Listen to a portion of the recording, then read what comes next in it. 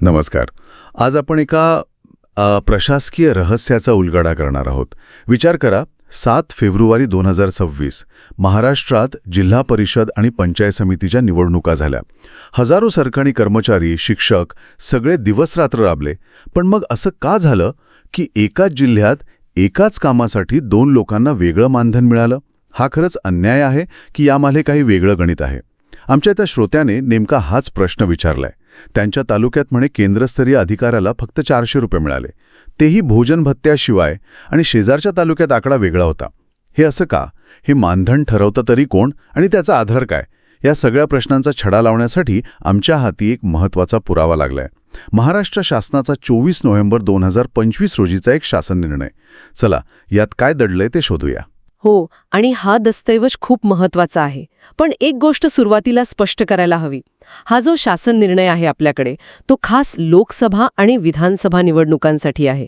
यात जिल्हा परिषद निवडणुकांचा थेट उल्लेख नाहीये. काय सांगताय? म्हणजे हे काहीसं असं झालं की खून झालाय एका शहरात आणि आपल्या हाती दुसऱ्या शहराचा नकाशा आहे. मग याचा आपल्याला उपयोग कसा होणार? नाही, तसं नाही. याला तुम्ही नकाशा नका म्हणू, याला एक ब्लूप्रिंट म्हणू शकता. ब्लूप्रिंट? हो. बघा, भारतात निवडणुका घेण्याची एक ठरलेली पद्धत आहे. भारत निवडणूक आयोग राष्ट्रीय निवडणुकांसाठी जे नियम ठरवतो, साधारणतः त्याच पायावर राज्य निवडणूक आयोग स्थानिक निवडणुकांचे नियम बांधतो. त्यामुळे या ब्लूप्रिंटचा अभ्यास करून आपण जिल्हा परिषद निवडणुकांमधल्या त्या रहस्याची उकल नक्कीच करू शकतो. इंटरेस्टिंग. म्हणजे आपण त्या व्यवस्थेचा DNA समजून घेणार आहोत. चला तर मग या तपासाला सुरुवात करूया. पहिला आणि सगळ्यात महत्त्वाचा प्रश्न, हे मानधनाचे आकडे ठरवण्याचा अधिकार नेमका कोणाला असतो? हा खूप चांगला प्रश्न आहे, कारण इथेच या साखळीचा पहिला दुवा आहे. या शासन निर्णयाच्या प्रस्तावनेतच याचं उत्तर आहे. त्यात स्पष्ट लिहिलंय की हे मानधनाचे दर भारत निवडणूक आयोगाच्या 8 ऑगस्ट 2025च्या पत्रानुसार निश्चित केले आहेत. अच्छा, म्हणजे सूत्रधार दिल्लीत बसलाय. अगदी. भारत निवडणूक आयोग दर आणि मार्गदर्शक तत्त्व ठरवतो आणि राज्य शासनाचा जो सामान्य प्रशासन विभाग आहे तो फक्त त्याची अंमलबजावणी करतो. म्हणजे जिल्हाधिकारी किंवा निवडणूक अधिकाऱ्याच्या हातात दर ठरवण्याचा अधिकार नसतोच. नाही. ते फक्त वरून आलेल्या निर्देशांचं पालन करतात. मग जिल्हा परिषद निवडणुकांच्या बाबतीत हीच भूमिका राज्य निवडणूक आयोग बजावत असणार, बरोबर? अगदी तसंच. ही एक पक्की उतरंड आहे. राष्ट्रीय निवडणुकांसाठी भारत निवडणूक आयोग आणि स्थानिक निवडणुकांसाठी राज्य निवडणूक आयोग हे आयोगच मूळ दर ठरवतात. त्यामुळे स्थानिक पातळीवर अधिकाऱ्यांनी मुद्दाम कमी जास्त पैसे दिले असतील ही शक्यता खूप कमी आहे. ठीक आहे, म्हणजे हे दर ठरवण्याची एक उच्चस्तरीय केंद्रीकृत पद्धत आहे हे स्पष्ट झालं. पण मग मूळ प्रश्न तसाच राहतो. जर नियम सगळ्यांसाठी एकच आहे तर मग एका जिल्ह्यातल्या 2 तालुक्यांमध्ये मानधनाच्या रकमेत फरक का दिसला? बरोबर. आणि या रहस्याची किल्ली मानधन या एका शब्दात नाहीये. म्हणजे?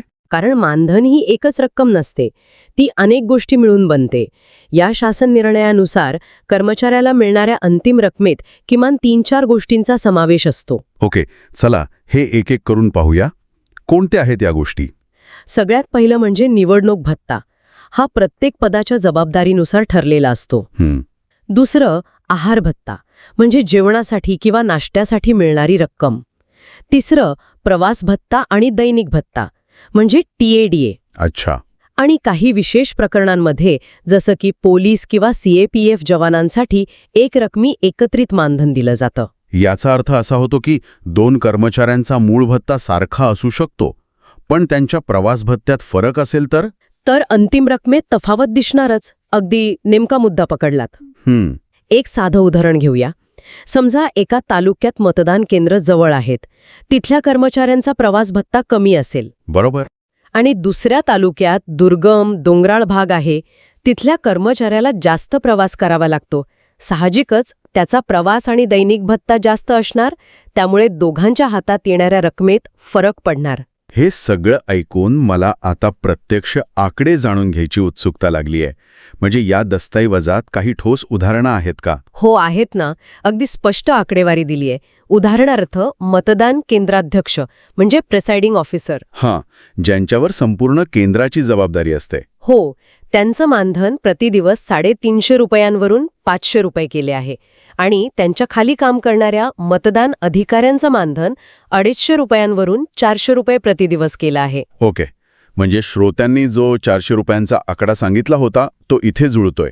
याचा अर्थ ज्या कर्मचाऱ्याबद्दल ते बोलत आहेत ते मतदान अधिकारी म्हणून काम करत असण्याची शक्यता आहे. बरोबर. पण इथेच या कहाणीत एक मोठा ट्विस्ट आहे. या आकड्यांपुढे एक छोटा पण खूप महत्वाचा शब्द लिहिलेला आहे, किंवा. किंवा याचा काय परिणाम होतो? खूप मोठा. शासन निर्णयात असं म्हटलं आहे, मतदान अधिकाऱ्याला प्रतिदिवस 400 रुपये किंवा एकत्रित 1600 रुपये मानधन देण्यात यावे. अच्छा. आणि केंद्राध्यक्षासाठी प्रतिदिवस 500 रुपये किंवा एकत्रित 2000 रुपये. हा किंवा शब्द स्थानिक प्रशासनाला म्हणजे जिल्हा निवडणूक अधिकाऱ्याला निर्णय घेण्याचा अधिकार देतो. थांबा. म्हणजे एकाच पदासाठी 2 तालुक्यांत वेगवेगळे नियम लागू शकतात. यामुळे तर गोंधळ उडू शकतो. कर्मचारी आपापसात तुलना करणारच. यामागे एक महत्वाचं प्रशासकीय तत्व आहे. याला म्हणतात केंद्रीकृत नियोजन आणि विकेंद्रित अंमलबजावणी. ओके. म्हणजे नियम वरून ठरवून दिले जातात, पण स्थानिक परिस्थितीनुसार त्यांची अंमलबजावणी कशी करायची याची थोडी मोकळीक स्थानिक अधिकाऱ्यांना दिली जाते. हे एका उदाहरणाने समजावून सांगाल का? नक्कीच. समजा निवडणूक प्रक्रियेत प्रशिक्षण, साहित्य वाटप आणि मतदानाचा दिवस मिळून 4 दिवस लागतात. अशावेळी एक तालुका ठरवू शकतो की आपण रोजच्या रोज 400 रुपये प्रतिदिवस या हिशोबाने म्हणजे 1600 रुपये देऊया. तर दुसरा तालुका म्हणेल की रोजच्या हिशोबापेक्षा सरसकट एकत्रित 1600 रुपये देणं सोपं आहे. अच्छा, म्हणजे दोन्हीकडे रक्कम सारखीच मिळणार. हो, या केसमध्ये सारखीच.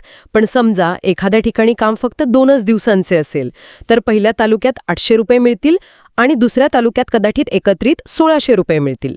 हा फरक पूर्णपणे स्थानिक प्रशासनाच्या निर्णयावर अवलंबून असतो. अरे वा.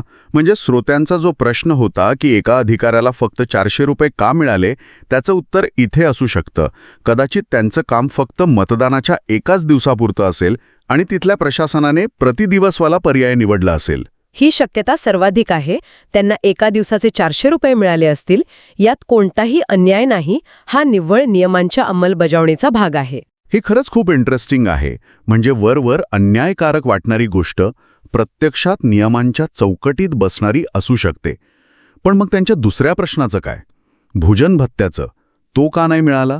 हो, आणि त्याची तरतूद या शासन निर्णयात स्पष्टपणे केलेली आहे. आधी लोकसभा विधानसभा निवडणुकीसाठी प्रतिदिवस 150 रुपये आहार भत्ता होता. आता तो सुधारित करून एक नवीन आणि अधिक लवचिक नियम आणला आहे. तो काय आहे?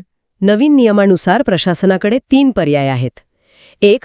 कर्मचाऱ्याला थेट रोख रक्कम देणे, जी आता 500 रुपये प्रतिदिवस इतकी वाढवली आहे. ओके. दुसरा पर्याय रोख रकमेऐवजी भोजनाची पाकिटे पुरवणे. आणि तिसरा पर्याय आहे सौम्य आहार, म्हणजे चहा नाश्त्याची सोय करणे. आणि या तिघांच्या मध्ये कोणता शब्द असेल याचा तुम्ही आता अंदाज लावू शकता. किंवा. अगदी बरोबर. इथेही तोच किंवा शब्द स्थानिक प्रशासनाला निर्णय घेण्याचा अधिकार देतो. त्यामुळे जर एखाद्या तालुक्यात प्रशासनाने कर्मचाऱ्यांच्या जेवणाची सोय केली असेल, त्यांना तयार जेवणाची पाकिटे दिली असतील, तर तिथे रोख 500 रुपये भोजन भत्ता दिला जाणार नाही. अच्छा. आणि दुसऱ्या तालुक्यात जिथे सोय करणं शक्य नसेल तिथे थेट 500 रुपये रोख दिले जातील. अगदी बरोबर. आणि म्हणूनच ही लवचिकता महत्वाची आहे. प्रत्येक ठिकाणची परिस्थिती वेगळी असते की नाही? बरोबर आहे. दुर्गम भागात कॅटररची सोय करणं अवघड असतं, तिथे रोख रक्कम देणं सोपं. आणि शहरी भागात जिथे सोयी उपलब्ध आहेत तिथे चांगल्या दर्जाच्या जेवणाची पाकिटे देणं अधिक सोयीचं ठरू शकतं.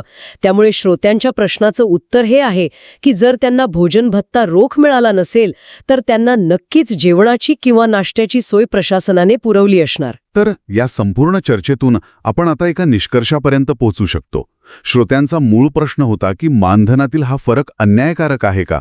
काय वाटतं तुम्हाला? या शासन निर्णयाच्या अभ्यासानंतर माझं मत असं आहे की हा फरक थेट अन्याय असेलच असं नाही. तो फरक नियमानुसार आणि स्थानिक प्रशासनानं घेतलेल्या निर्णयानुसार आलेला असू शकतो. आपण पाहिलं की किंवा या एका शब्दामुळे किती फरक पडू शकतो. प्रवास भत्त्यामुळे फरक पडू शकतो, आहार भत्त्याच्या पद्धतीमुळे फरक पडू शकतो. म्हणजे ही तफावत अन्यायकारक असण्याऐवजी प्रशासकीय सोयीनुसार किंवा नियमांमधील पर्यायांनुसार आलेली असण्याची शक्यता जास्त आहे. हो, ही शक्यता अधिक आहे. जोपर्यंत स्थानिक प्रशासन आयोगानं घालून दिलेल्या नियमांच्या चौकटीत राहून निर्णय घेत आहे तोपर्यंत त्याला चुकीचे किंवा अन्यायकारक म्हणता येणार नाही. अर्थात खरी आणि अंतिम स्पष्टता तर जिल्हा परिषद निवडणुकांसाठी राज्य निवडणूक आयोगाने जारी केलेल्या स्वतंत्र परिपत्रकातच मिळेल. बरोबर. पण हा लोकसभा विधानसभा निवडणुकांचा दस्तऐवज आपल्याला 99% खात्री देतो की प्रक्रिया साधारणतः अशीच असणार आहे. तर आजच्या चर्चेतून आपण निवडणूक मानधनाच्या मागचं प्रशासकीय रहस्य उलगडलं. हे वरवर दिसतं तितकं सोपं नाहीये. दिल्लीत बसलेला भारत निवडणूक आयोगापासून ते गावातल्या मतदान केंद्रापर्यंत एक मोठी आणि शिस्तबद्ध प्रणाली काम करते आणि त्यात स्थानिक परिस्थितीनुसार अंमलबजावणीसाठी थोडी लवचिकताही ठेवलेली आहे. बरोबर. आणि श्रोत्यांसाठी एक महत्वाचा विचार. हा शासन निर्णय ज्यावर आपण आज इतकी चर्चा केली तो काही गोपनीय दस्तऐवज नाहीये. अच्छा. तो महाराष्ट्र शासनाच्या वेबसाईटवर सार्वजनिकरित्या उपलब्ध आहे. त्याचा संकेतांक क्रमांक आहे 2025-11-24-16-55-43-02-07. म्हणजे माहिती आपल्या बोटांच्या टोकावर आहे. अगदी. आणि यातूनच पुढचा विचार येतो, जर आपल्या श्रोत्यांना किंवा इतर कर्मचाऱ्यांना त्यांच्या मानधनाबद्दल शंका असेल तर त्यांनी काय करायला हवं? हां, काय करू शकतात ते?